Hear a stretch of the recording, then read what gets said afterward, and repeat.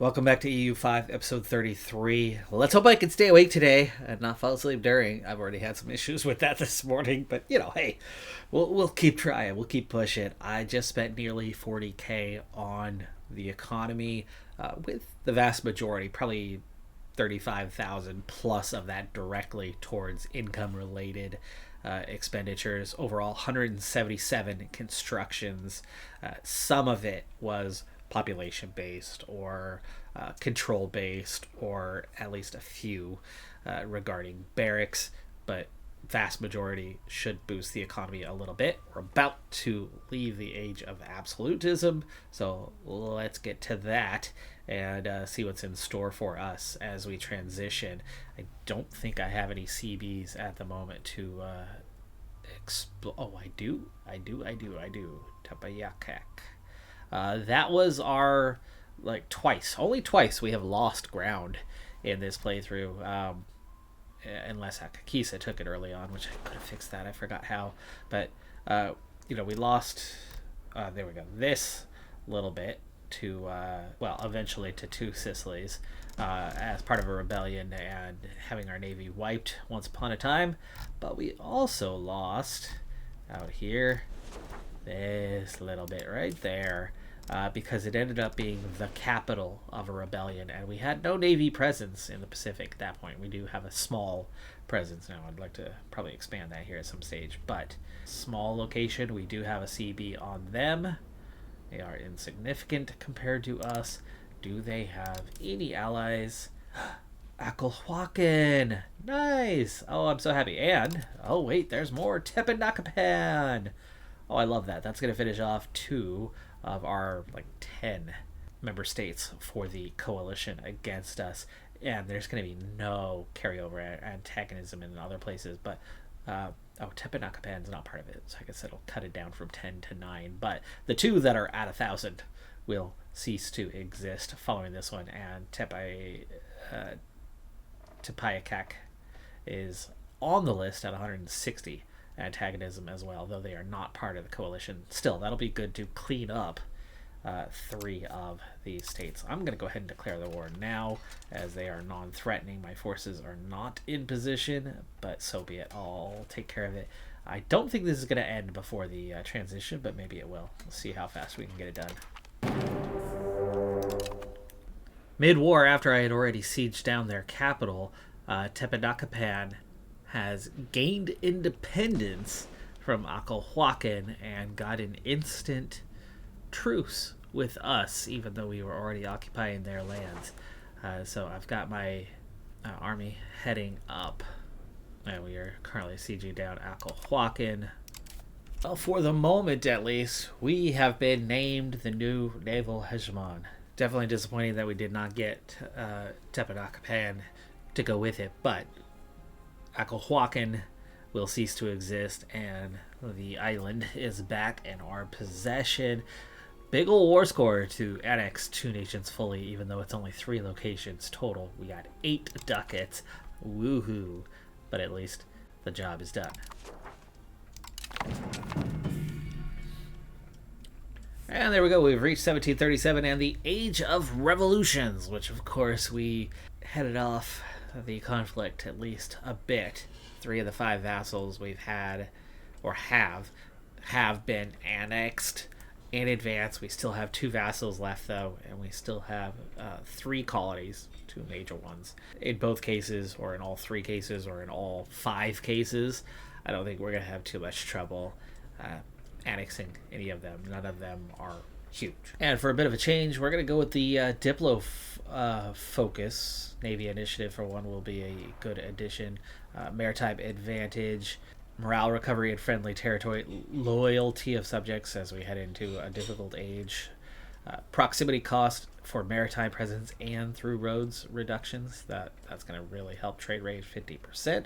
Flexible negotiation is a war score cost of -5%, so things cost less to take or demand. Diplo capacity is +1, tax efficiency and subject income, and finally sailors. Not all of those are great, but there's, I'd say about half of those are really, really good additions. Our research queue is nearly up, so we'll have new choices here shortly. But what I wanted to look at is, as we enter this final age of the playthrough, the Enlightenment has a massive chance that it will spawn in our capital. It has never happened yet in either playthrough I've been involved in. Tarnovo, Kaffa are ours as well, meaning we have, in just the top three, a 14% chance. 14% chance that we are going to land, and maybe there's others. That's a big, big top of the list opportunity. As for industrialization, no possible locations appear for industrialization just yet. But as for levée en masse, we're talking about Wushan, Minshan, Zato. This is mostly Chinese or Japanese locations. The Zato one I'm not sure about, but it sounds like it might be Japanese. Milan, Anfu, Prague. Not too many cities for that list, and I don't know if we are any of them, and we are not. We are not any of those locations. I'm really surprised that the industrialization has no potential place just yet, but maybe it's going to come on a little bit later. But I'm loving that 1, 2, and 3 are within our borders on this one. Moscow is definitely close. Of course, Moscow would be a nice one if it went that far down. Yeah, Theodoro is ours too. Okay, so there's a fourth one, another 1.5%. That's in the next one on the list. So 5 of the top 7, including the top 4, are within our own borders. Milano's, of course, close. Prizren is also ours. It's going to be so disappointing if it does not appear within our own borders. We're talking about 1, 2, 3, 4, and 6, 7 on the list. So you've got Milan, London, Dublin, Moscow.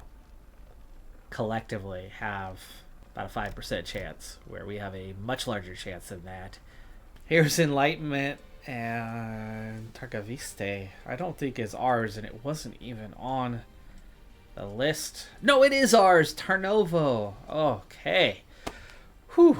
We have an institution. We have not embraced it yet. But the idea is within our own borders. Right on that Moldavian-Hungary border, though. It's going to help them. And it's going to take us a little while for that to spread its wings and fly throughout through the empire. But we'll get there. We will get there. Definitely could have been better. I mean, like a Kaffa certainly would have helped it spread quickly through our empire. Here it's going to take a little bit longer to reach those kind of coastal and other looking at markets. It is in the Tarnovo market, so it is in a market that we control. And how many other nations are in here? Not many. Trade capacity is almost non-existent. I think the cross-border to Moldavia and Hungary is going to be the fastest way that it kind of makes its way out. But that gives us a little bit of a head start and advantage on that one. Market values, by the way, it's been a while since we've looked at those. Since we're here, 1,300, 1,800 for Selenik, Sis, 2,000. Oh, wow, that's part of Sis. My goodness. Baghdad, 3,000. Al-Hassa, 426. It's so tiny. Hormuz, Trebizond, 3,200. Kaffa, 850. Wow, that's weaker than I thought. Sarai, 600. We might be into Kazan up there. It's hard to tell where our borders necessarily are. 763. Either way, those are all on the smaller side anyway. But finally, capital region, 6,000 for Constantiniye. So it's completely present. And I'm assuming, yeah, there you go, 0.54%. A little bit slower across the border at 0.14, but it's going to spread pretty quickly. Whoa, 5% in Plesty, 4.9, 4.19. So Bucharest, it's going to go quickly in some directions. Tarnovo is going to get 4.5% as the center of the market. Constantinople, the capital, Istanbul, 5.5%. So yeah, we are bound to have it first. We'll go back in time to an age of old, actually two ages of old, and not just the last age, the fifth age, but ages 3 and 4. 1 and 2 are completely done. 3 did not have much left, but I did find a couple in there that are going to be useful, such as Diplo Range, Paper Workshop, Printers Workshop, I think all came from age 3. So those will be done a lot faster with a lower number for research progress and no penalties because of age. So definitely a while ago.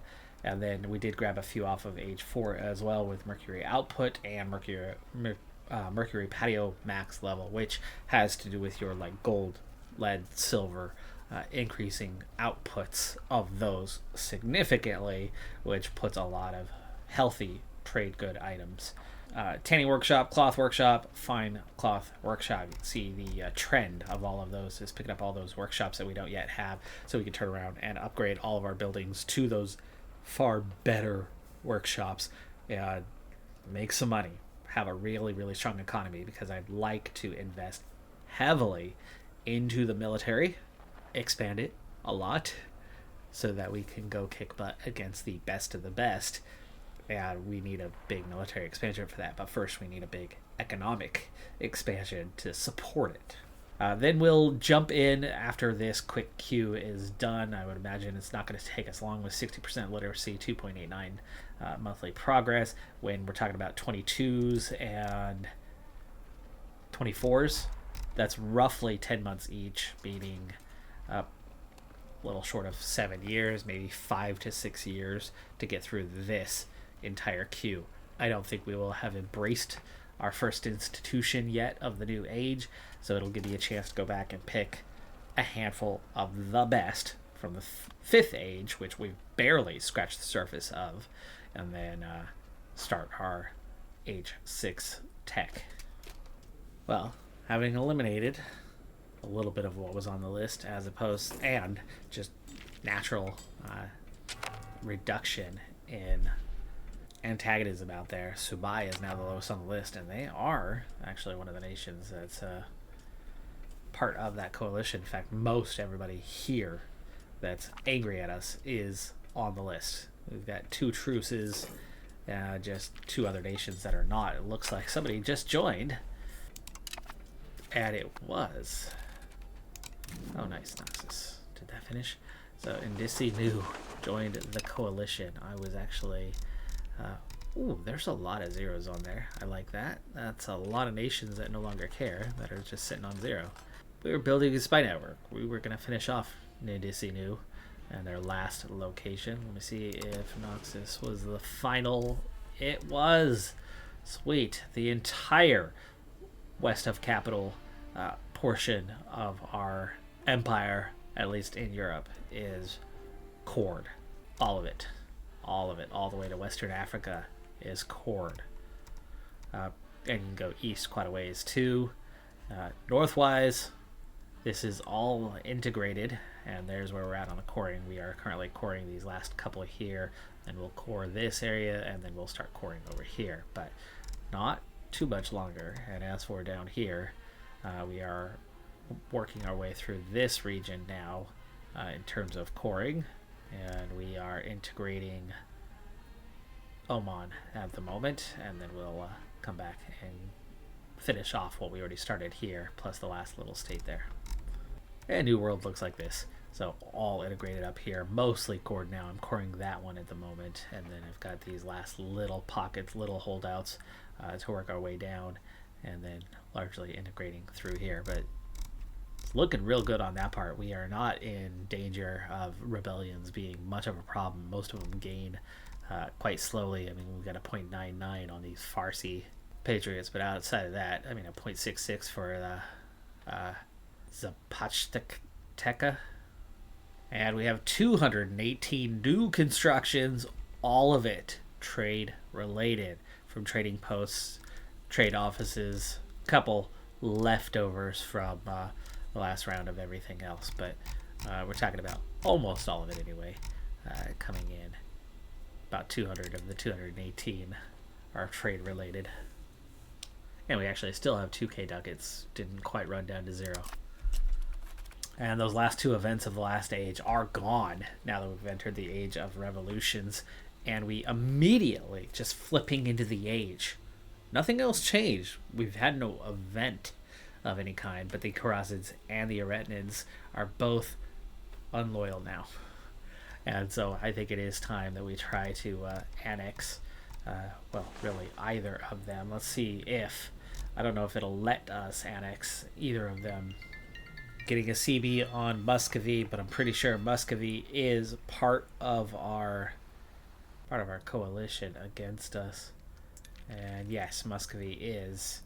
They're actually the second highest on the antagonism list. I could attack the Muzafarids again, as we do have a truce with them, but that means you're just going to pick up antagonism against Delhi right now. That's definitely not the direction I want to go at this moment. It looks like they are at war with somebody, but we do have a small rebellion. Big event here, all due to the Age of Revolutions, and this is the grievances of the Greek. Way back at the beginning of this thing, we ended up, and I guess it wasn't even the beginning, but we ended up getting the Greek culture accepted within the nation, and not costing us, and we were able to core a lot of lands. We have 3 choices that all involve a decrease in pop satisfaction. We can make it a small decrease, the best option, by taking a prestige hit. We can survive that. Moving 20 towards decentralization when we're already at a 21, that's sad, and it's going to be hard to come back from, but we'll figure it out. And 20 towards free subjects. Slave Uprising ends with total annexation of the scattered states all in the Americas, and we're looking at 40 ducats plus 31, everything back in control. It had actually been a little while since we had this stupid hunting accident, but there it is again. It's probably a dozen times that we've had it throughout this playthrough, but I think we had gone over 100 years since the last time we had it. Too popular. Way too popular. Right now it looks like I'm going to be unable to get a friendship with Castile, but never mind that for a second. I think just naturally we find ourselves in a position against Egypt that is, yeah, it says we're perfectly balanced, but when you look more closely, economically, we're fairly balanced. We've pulled ahead by a third on population. We're a little behind on Navy, but not far behind, and we could probably focus our fleet and, pick them off a little bit at a time and then get an overwhelming majority. But Army's comfortably ahead. They used to have a lot more troops than what they have. Things got a lot more expensive and they've really backed off. They do not have the economy they once had. But there's a couple things that need to happen before we can take on in Egypt. And I'm doing this now is I'm investing in upgrading the castles surrounding at least this northern borderlands, but I think we also need to cut them off from being able to get into like this area at the very least. So I'm probably going to want to through this area, make sure that these castles are well upgraded. They are going to get into kind of these weaker lands here, and maybe a good castle here would hold them back from just running through and sieging all of the Oman lands.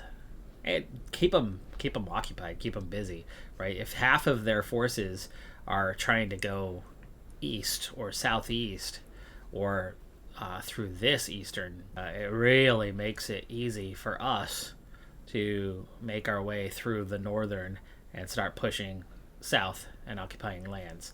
And right now we do have a CB.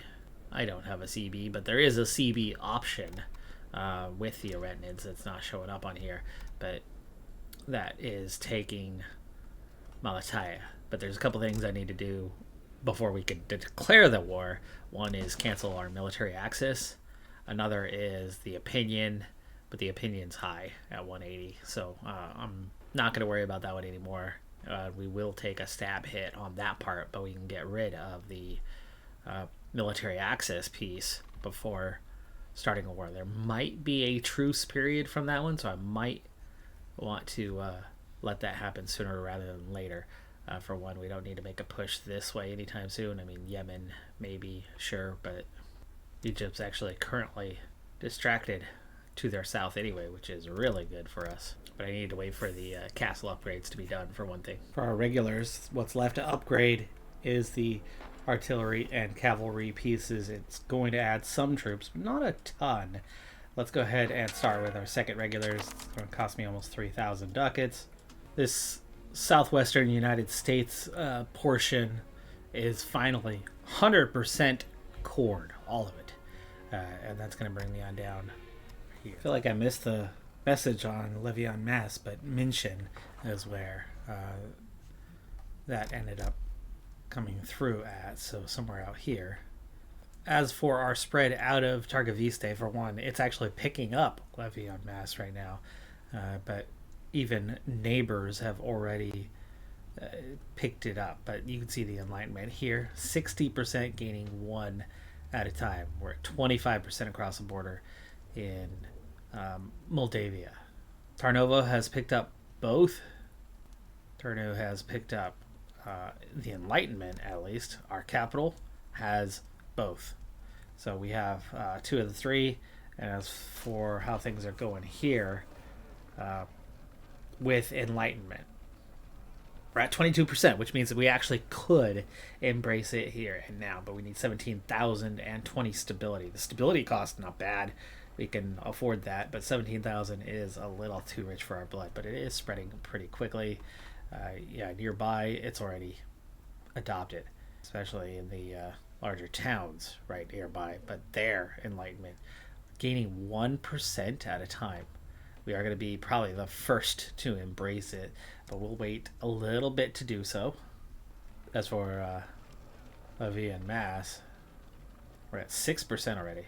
Industrialization's at 51%, but there's still no possible location for it, which means we still have a little bit of time before we go into the 6th age, so I will try to pick at least maybe 5 age. Well, I queued up 5 items, and then I went ahead and threw in 3 more. We might back off on those 3, depending on how quickly we embrace the institution and try to start working on those 6th age opportunities. But Grand Marketplace, War College, Star Fort, so above the Bastion, and Admiralty, and then Navy Morale. Then the other 3 tied together: Power Projection, Spy Network Construction, and Loyalty of Subjects.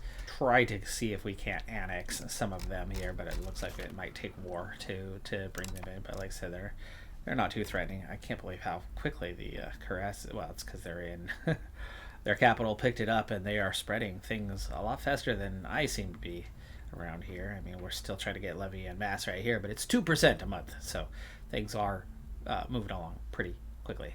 Aderne already has 1 of 2.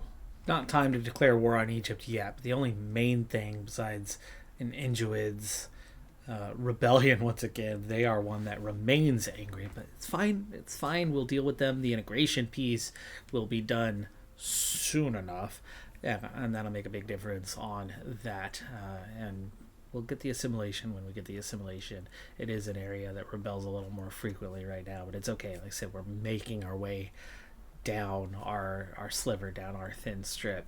But to prepare for war with Egypt, we are going to need to end military access. So let's go ahead and end our military access with them, and then we'll see, does that give us a truce for a while? And it does not.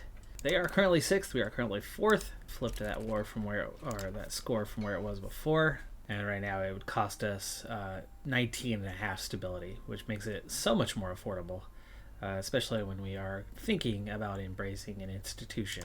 But while this Injuid's war is not going on, it's not time yet. Well, we only have 50k, not even manpower reserves. It's not quite time yet. But we're down to 16,000. We're at 26%. Embracing the institution, so we get there soon enough, huh? This siege is taking forever. This is going to cost me some lives, but we need to assault this. There we go. We got it. And suddenly both of these wars are at least nearing a conclusion. All rebellions closed and brought to an end. Let's make sure that everything is going to us and not our vassal. That's good. And now a rebel check, and we do have one coming up in Mifa. It's tiny. Bring troops to it. We do have some Muscovite patriots on the way. For a little while. I think we can deal with that in time. I think I'd like to get us ready. Most of the bastions that I wanted are constructed now. There's a couple. We need to take time to get the first regulars so that both of them are upgraded all the way before we go into this conflict. Well, the coring has cleared right on up through the northern reaches and already well into the southern reaches. And we have 2 active assimilation projects going on down here. One in this state, which is just getting started. And speaking of, here is more coring. This state is going really quickly, and we're down to just a few locations. In fact, Central America, kind of across the board, we have such strong cultural traditions that we get at least regions such as this to assimilate really quick. Lots of integration still going on. A couple of those are getting close to done, but it's just a huge region, so lots and lots and lots of locations, so it does take a good while. We've progressed about 10 years here, and I would definitely go further if I felt I could, but I don't have the time for it. Time is precious these days, so might have some shorter episodes than what we've had of late, but hey, there's 90 years to go, so we're looking at 9 episodes tops, and I figure at some point here we'll get things under control and we'll make it more like 7. But we're on the eve.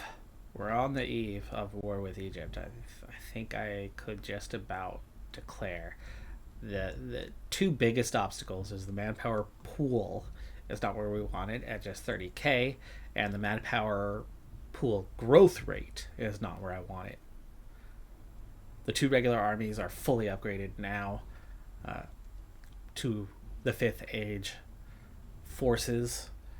We've got all those kind of military upgrades that we could along the way, and we're about to start breaking into the 6th age tech, but Enlightenment is admin tech. It's not the military tech, so it's not going to come with that anyway, so we're a ways off from there. Are we close to the 20% now for the age? 9%. We're at 9% there, so we've still got a ways to go. This one, somehow we're back to 17,000, even though we're up to 28%. I don't know why it's more expensive than it used to be. The stability cost has dropped by 1. I feel like we could definitely do that soon.